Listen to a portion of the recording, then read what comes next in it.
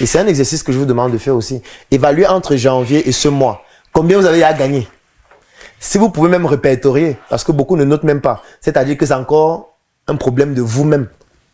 Comment tu gagnes de l'argent, tu ne notes pas? Ça veut dire que tu ne sais pas combien tu as gagné. C'est un problème lié à toi-même. Imagine donc, si tu n'arrives pas à mesurer combien tu as gagné toi-même, si tu prends donc l'argent de quelqu'un, donc tu ne vas donc pas mesurer ce que vous gagnez vous deux. Donc tu es un bandit. Tu es un bandit réel. Parce que tu prends l'argent de quelqu'un, tu n'arrives même pas à gérer cet argent pour mesurer ce que ça vous a rapporté vous deux. Parce que si tu ne peux pas le faire pour ton argent toi-même, comment tu vas le faire avec l'argent des gens? Tu ne pourras pas le faire. Tu vas toujours négliger comme si c'est pour toi. En fait, le problème, c'est nous-mêmes. Organiser sa vie en tant que vendeur, c'est organiser soi-même vis-à-vis de soi-même.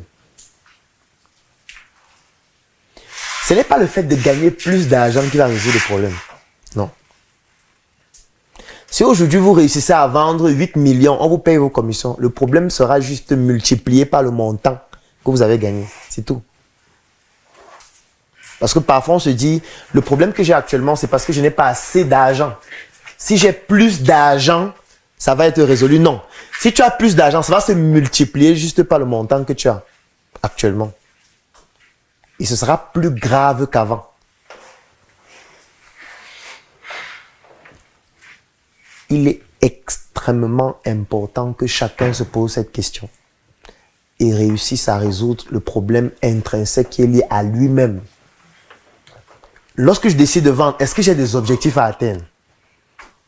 Si je n'ai pas d'objectif à atteindre, aucun chiffre d'affaires ne peut résoudre mon problème. Il faut d'abord que j'ai un objectif.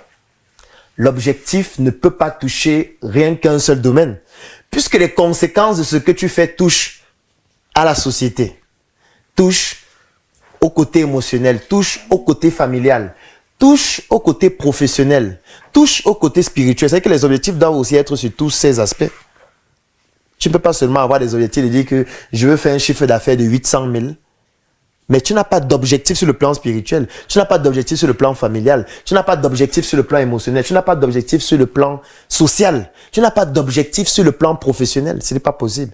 Ça veut dire que les dommages que tu crées sont plus importants que ce que tu gagnes, parce que tu te concentres seulement sur le chiffre, qui n'est que peut-être un petit aspect économique. Donc le chiffre que tu gagnes doit permettre de compenser les dommages que tu crées aussi.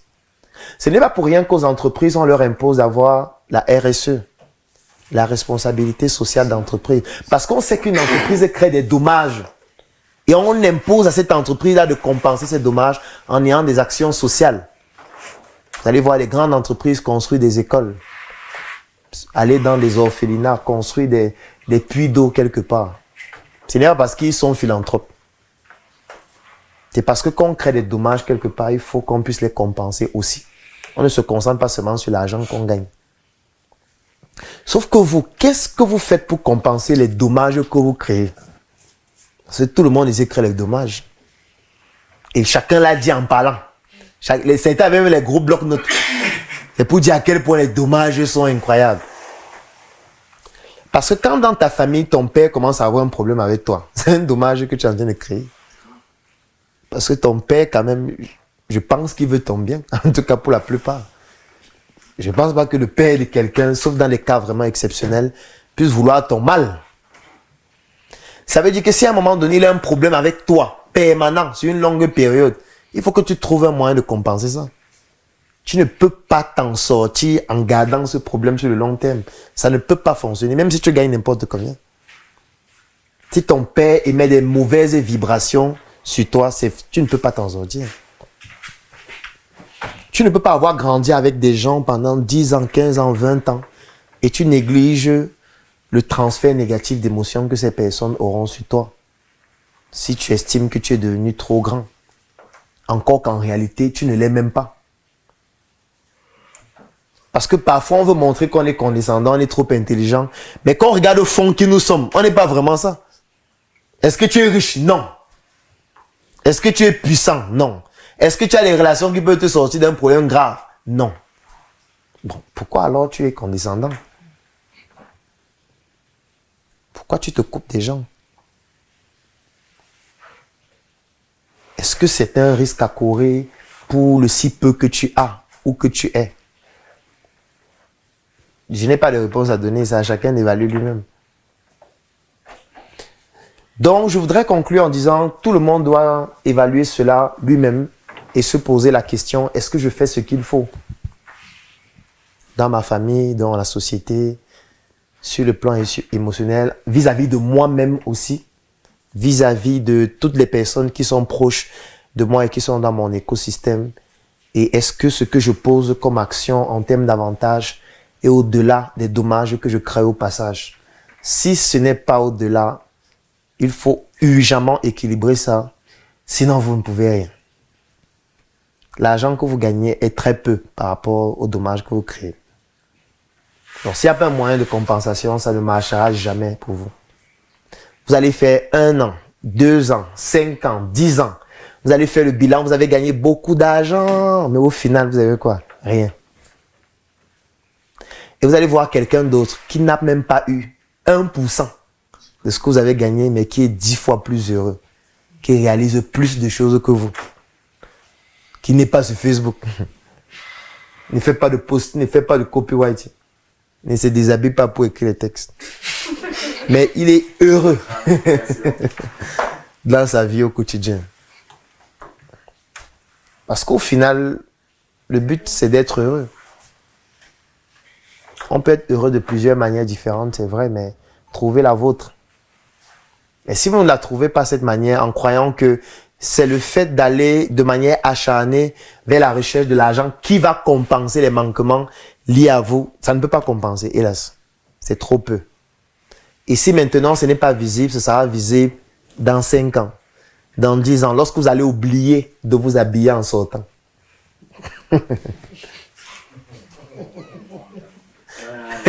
Certains diront que vous êtes devenu fou, alors que c'est juste une amnésie. C'est une simple amnésie, vous avez oublié qu'il faut s'habiller. Vous avez oublié qu'il faut manger autour d'une table avec la cuillère et la fourchette. Vous avez oublié que ce n'est pas dans la poubelle qu'on cherche de quoi manger. Vous avez oublié en fait. Donc du coup, pour vous, aller dans la poubelle manger, mais c'est votre nouvelle réalité et c'est normal. Les autres vont dire que vous êtes devenu fou, mais en fait, vous êtes normal. Parce que vous n'avez pas soigné la relation que vous avez avec vous-même. Et votre corps vous a dit, ok, puisque tu ne t'occupes pas de moi comme il faut, moi je vais aussi te servir ce qui correspond au manque d'entretien. Lorsqu'on n'entretient pas bien une maison, il y a des toiles d'araignée. Il y a des cafards. C'est comme ça qu'il y aura des cafards dans votre cerveau. Des toiles d'araignée dans vos neurones. Et quand il y a des toiles d'araignée sur les neurones, on devient fatigué, on devient épuisé tout le temps, on perd la mémoire, on devient dépressif, on devient insensible. Et à un moment donné, on devient insensible vis-à-vis de soi-même. Parce qu'on a l'impression qu'être insensible, c'est vis-à-vis des autres. À un moment donné, tu deviens insensible vis-à-vis de tes propres sensations. Ça veut dire que tes émotions, tu deviens insensible. Tes douleurs, tu deviens insensible. Tout ce qui te touche toi-même, tu deviens insensible. Et quand tu deviens insensible vis-à-vis de toi-même, en fait, tu es en train de déprimer, tu es en train de mourir de l'intérieur. C'est ça qui se passe. Et c'est pour tout ce que j'explique qu'on dit que l'entrepreneuriat et tout ce qu'on mène au quotidien est principalement spirituel. Parce que ce que j'explique là, c'est purement spirituel. Parce que c'est lié à vous d'abord. Parce que la relation que tu as avec toi-même n'est pas visible. Donc c'est de la spiritualité. Puisque la spiritualité, c'est juste le visible et l'invisible. Il y a une partie visible, il y a une partie qui est invisible. Il y a une relation entre les deux.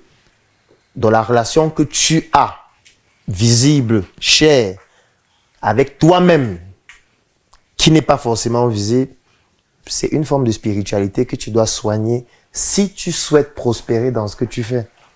Sinon, tu ne peux pas le faire. Il y a beaucoup de personnes ici qui ne peuvent pas s'acheter une chaussure de 40 000 francs parce qu'ils estiment que c'est trop luxueux pour eux.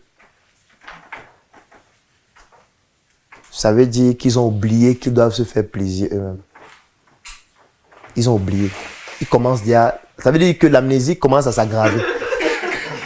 Ils ne se rendent pas compte. Pour lui, il voit qu'il est humble. Non, tu n'es pas humble. Tu as oublié que tu dois être heureux, que tu dois être présentable, que tu dois être quelqu'un qui se fait plaisir. Tu as oublié en fait. Après, tu vas oublier qu'il faut que tu aies un pantalon propre. Tu vas te dire, c'est sale, mais ça fait quoi? Il vend bien. Ça fait quoi si c'est sale? Après, tu vas oublier de te laver. On se lave, ça fait... Est-ce que le prospect en ligne sait que je ne me suis pas lavé?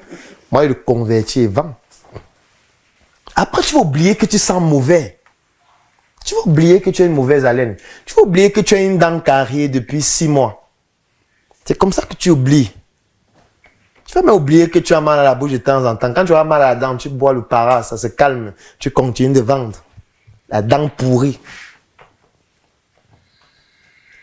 Tu vas oublier que tu es un humain et tu dois prendre soin de toi parce que ton corps est comme une machine. Si même ta voiture, tu la laves chaque matin, pourquoi ton corps, tu n'entretiens pas? C'est que tu entretiens tes objets plus que toi-même. Et là, tu ne peux pas t'attendre au miracle. Ce que je dis peut-être actuellement n'est pas compréhensible, mais dans 1 an, 2 ans, 5 ans, vous allez mieux comprendre ce que j'explique. Si vous ne prenez pas les mesures maintenant, hélas, le pire va certainement se produire. Et je n'ai aucun doute. Certainement se produire. Ces derniers temps, bon, c'est vrai que Facebook m'a bloqué tout à l'heure pour 1 mois encore. Je vais recommencer dans 1 mois. Ces derniers temps, je publie des textes sur la santé mentale. Parce qu'en réalité, beaucoup de personnes ne comprennent pas qu'on vit avec des malades mentaux, juste qu'ils soient habillés. Il y a beaucoup de malades mentaux. C'est une maladie comme le palu, ce n'est pas une insulte, ce n'est pas une injure. On ne peut pas dire que quelqu'un a le palu et on rit. Non, comment on rit? C'est quelqu'un qui est malade.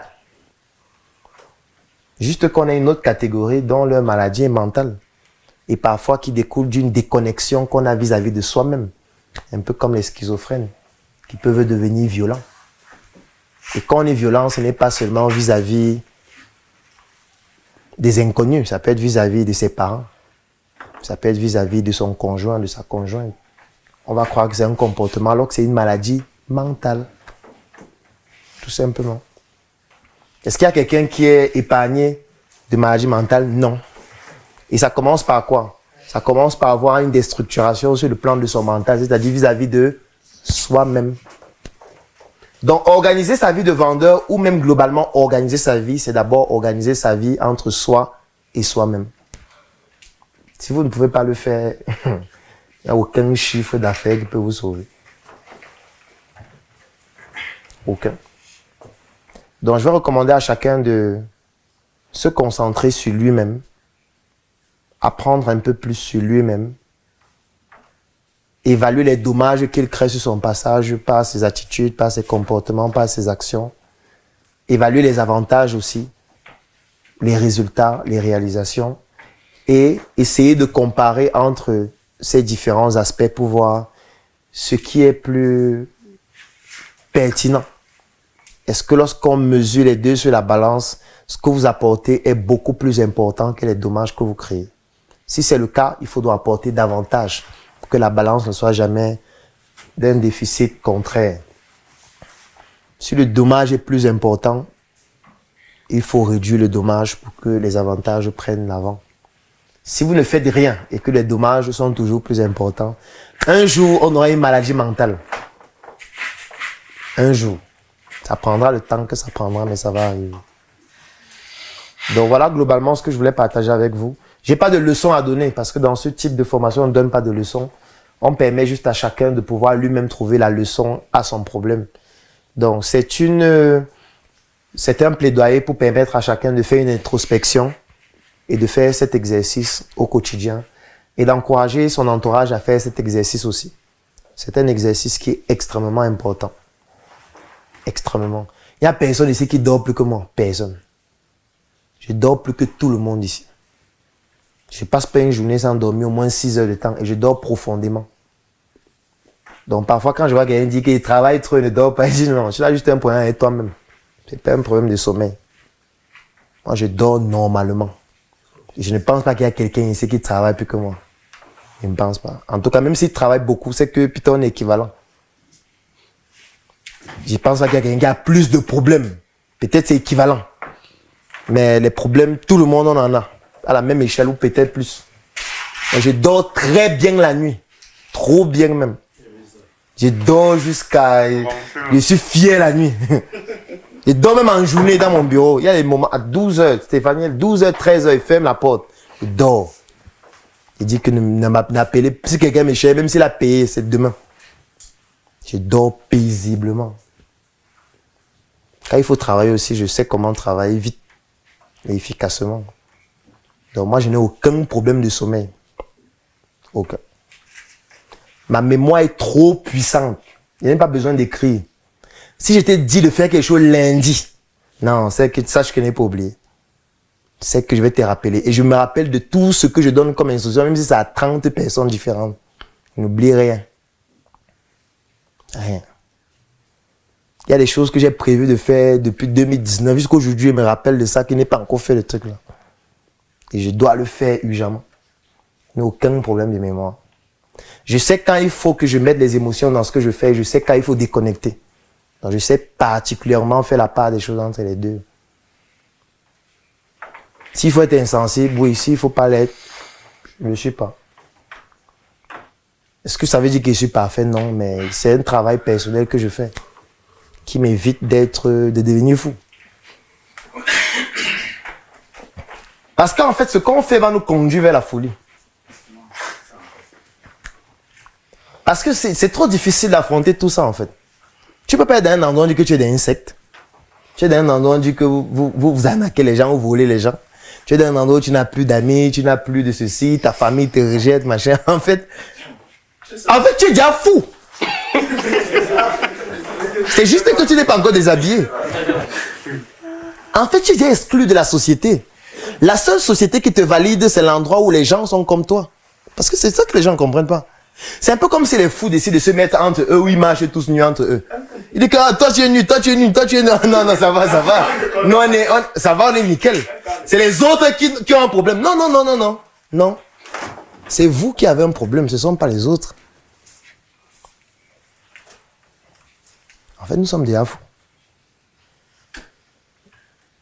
Parce que nous, on croit que c'est nous qui sommes normaux et c'est ceux qui sont dehors qui sont fous. Sauf que nous sommes minoritaires. Nous sommes combien ici? Tout le monde dit, on dit que vous êtes les bandits, on dit que vous êtes les voleurs, on dit que vous êtes les sectaires, on dit que vous êtes machin. Mais tout le monde dit ça. Pourquoi? Alors qu'ils ne se sont pas rencontrés avant. Ça veut dire qu'il y a un problème. Pourquoi les gens disent ça? Peut-être ils ont raison. Peut-être ils ont raison. Moi, c'est les problématiques que je me pose chaque jour. Et j'essaie de trouver des solutions à ça vis-à-vis de moi-même. C'est pour ça que quand je pose une action qui tend à valider ce que les gens disent, je trouve un moyen de résoudre ça urgemment. Parce qu'il ne faut pas que la relation que j'ai avec moi-même pousse à ce qu'à un moment donné, quand quelqu'un fasse une critique, je comprenne que, avec la relation que j'ai avec moi-même, il a raison. Il faut que je pose des actions qui me dédouanent vis-à-vis de moi-même. Je n'ai pas besoin que lui valide ou pas. Si quelqu'un dit, je suis un arnaqueur, j'analyse la relation que j'ai avec moi-même. Est-ce que les actions que je pose, c'est de l'arnaque? Si avec moi-même, je me convainc que ce n'est pas le cas, ça va. Je n'aurai pas de problème émotionnel vis-à-vis de cela. Mais si inconsciemment ou consciemment, les actions que tu poses ne tendent pas à rassurer ou ne tendent pas à te dédouaner vis-à-vis de toi-même, c'est normal qu'à un moment donné, tu vas craquer. Quand je dis aux gens de faire les rapports, ils ont l'impression que j'ai un problème avec eux. En fait, le rapport, c'est une manière d'être en harmonie avec toi-même. C'est pour dire que tu as fait ce que tu dois faire. C'est bon. Ça n'est pas obligé de marcher. Je veux dire, j'ai dit à Pèlerin de faire un travail. Pèlerin a fait, ça n'a pas fonctionné. Il me fait le rapport. Claudel, j'ai fait le travail, ça n'a pas fonctionné. Il est en harmonie avec lui-même. Il a respecté la consigne, ça n'a peut-être pas donné ce que ça devait donner. On va trouver une solution. S'il ne fait pas le rapport, il ne sera plus en harmonie avec lui. À un moment donné, je vais dire, ok, bon, peut-être il ne veut pas faire, moi je vais laisser. Mais le rapport est lui-même, moi j'ai pas de problème, puisque moi je suis en harmonie avec moi-même. C'est lui qui va devenir fou. Donc parfois j'insiste sur certains détails, les gens ont l'impression que moi j'ai un problème avec eux ou elles, ces personnes, mais c'est parce que je sais ce qui va t'arriver. Ce qui va t'arriver, c'est qu'à un moment donné, tu ne pourras plus contrôler la relation que tu as avec toi-même. Parce que tu n'es pas en train de faire ce qu'il faut pour être en harmonie avec toi-même. Quand tu prends un engagement, tu dois être en harmonie avec toi-même. La mission est simple. Voici une arme capable de changer le mindset du continent africain. Détruire l'obésité de l'inconsistance intellectuelle dans laquelle se cache le coffret VIP. Il possède une arme contenant 200 heures de formation et 8 ans d'expérience entrepreneuriale. Recevez le pouvoir de devenir une meilleure version de vous-même. Armez-vous de cette clé pour une réussite entrepreneuriale.